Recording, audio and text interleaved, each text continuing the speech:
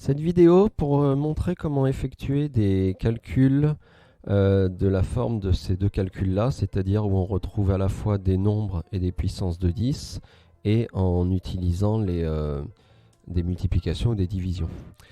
Donc déjà, on va avoir besoin à un moment donné de ces trois propriétés. Donc on revoit rapidement. Si je multiplie des puissances de 10, c'est que je dois ajouter les exposants. Si je divise deux puissances de 10, c'est que je vais soustraire les exposants, celui d'en haut moins celui d'en bas. Et là, on n'en aura pas besoin, mais au cas où, la troisième propriété à connaître, c'est puissance d'une puissance. On multiplie les exposants. Alors là, sur les deux calculs qu'on me donne, on me demande de donner le résultat en notation scientifique, donc ça va permettre de rappeler ce que c'est, mais également en écriture décimale, c'est-à-dire en fait un nombre. Alors, pour le premier calcul, l'idée en fait c'est de se dire on va calculer les nombres ensemble, donc je ne le remets pas, mais j'ai le droit de changer les facteurs de place. Donc du coup, c'est comme si je ramenais le 20 avec le 54 pour pouvoir calculer ce 54 fois 20, donc qui va valoir 1080. Ensuite, je vais multiplier par le résultat des puissances de 10 que je multiplie. Mais comme je les multiplie, d'après la première propriété, je dois additionner les exposants, c'est-à-dire qu'avec les exposants, je vais faire moins 9 plus 8, qui vaut moins 1. Donc finalement, la nouvelle puissance de 10 que je vais obtenir vaudra 10 puissance moins 1. Ensuite, quand j'ai ça, je n'ai ni la notation scientifique, ni l'écriture décimale, donc je n'ai pas encore terminé. Alors, je vais dans un premier temps chercher la notation scientifique. Pour la notation scientifique, je recopie ce fois 10 puissance moins 1, parce que je m'en occuperai qu'à l'étape suivante. Là, je vais m'occuper du 1080. Donc, il faut que j'ai un chiffre devant la virgule qui ne soit pas 0, donc ça va être ce 1, ça va me faire 1,080, mais avec le 0 inutile à la fin, 1,08. Mais je dois ensuite le multiplier par une puissance de 10 correspondant au décalage de la virgule. Donc dans 1080, la virgule était à la fin, vu que c'est un nombre entier. 1, 2, 3 rangs pour la ramener derrière le 1, ça fait 10 puissance 3. Donc ça me fait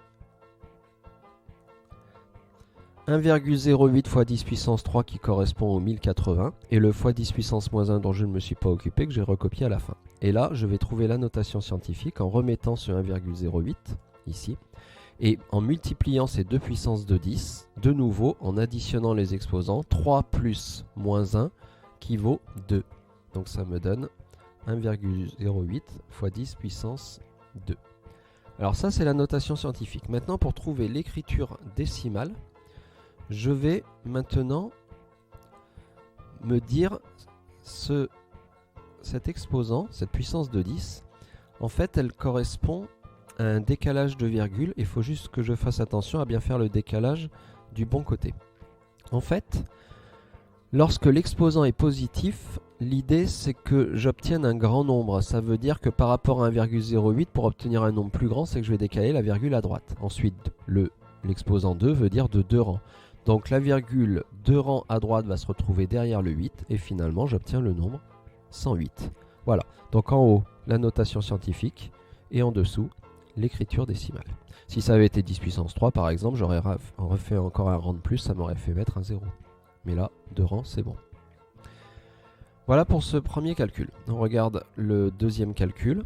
Alors le deuxième calcul, lui, il est présenté sous forme de fraction, donc finalement division. Et c'est pareil, je vais d'abord m'occuper de calculer les nombres ensemble et de calculer les puissances de 10 ensemble. Au niveau des nombres ensemble, alors je m'aperçois que 56 c'est dans la table de 8, c'est 8 fois 7.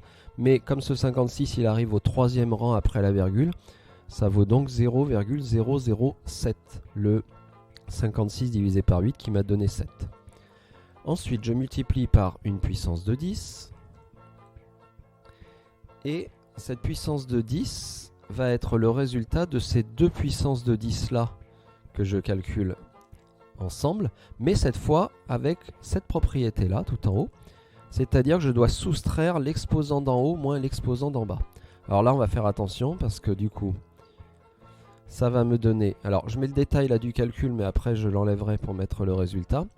L'exposant d'en haut c'est moins 6, moins, mais l'exposant d'en bas contient un signe moins, c'est moins 5, c'est-à-dire, attendez, je le décale un petit peu qu'on voit mieux. je me retrouve donc avec ce calcul-là en réalité.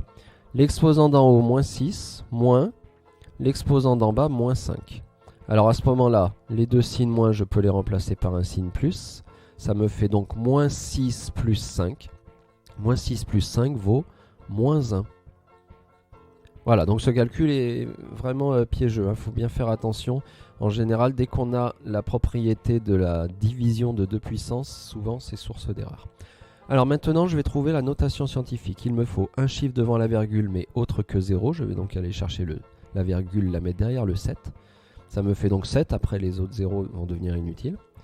Fois 10 puissance, je compterai le décalage de la virgule. Et ce fois 10 puissance moins 1, je ne m'en occupe pas à cette étape, je le remets. Alors, quel décalage de la virgule j'ai fait? 1, 2, 3 rangs. Ça fait donc 10 puissance 3.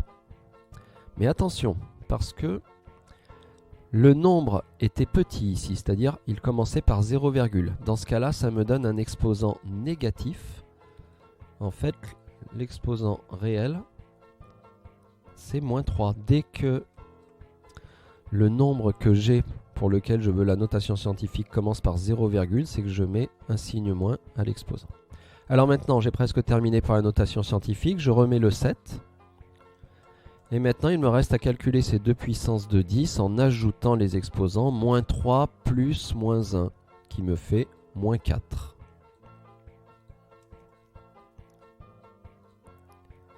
Alors maintenant, il me faut l'écriture décimale. Pour l'écriture décimale, l'idée c'est donc de faire comme au-dessus, c'est-à-dire de me dire maintenant, ce 10 puissance moins 4 correspond finalement à un décalage de virgule de 4 rangs. Seulement cette fois l'exposant est négatif, je suis donc censé obtenir un petit nombre.